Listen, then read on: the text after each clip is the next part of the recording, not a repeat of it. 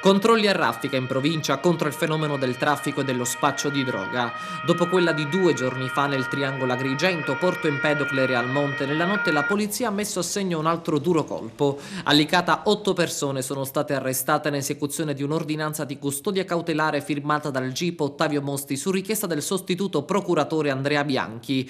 5 indagati sono finiti in carcere, gli altri ai domiciliari. In cella sono stati rinchiusi Maria Occhipinti, 30 anni, Mohamed Cheldi Chelifi, 36, Giuseppe Famà, 26 anni, Rosario Consagra, 46 e Fauzo Mairi, 38 anni. Ai domiciliari invece Giacomo Occhipinti, 67 anni, Vincenza Dorsi, 58 e Giuseppe Di Caro, 33 anni. L'operazione è stata denominata Pater Familias ed ha riconosciuto come il presunto gruppo criminale si rifornisse di eroina nel palermitano per poi spacciare a Licata. Le indagini svolte dal personale del commissariato di Licata agli ordini del vicequestore Giancarlo Consoli con servizi tecnici e metodologie tradizionali hanno consentito di acquisire nei confronti del gruppo criminoso gravi indizi in ordine ai reati di concorso in traffico e spaccio continuato di sostanza stupefacente del tipo eroina destinata al mercato locale.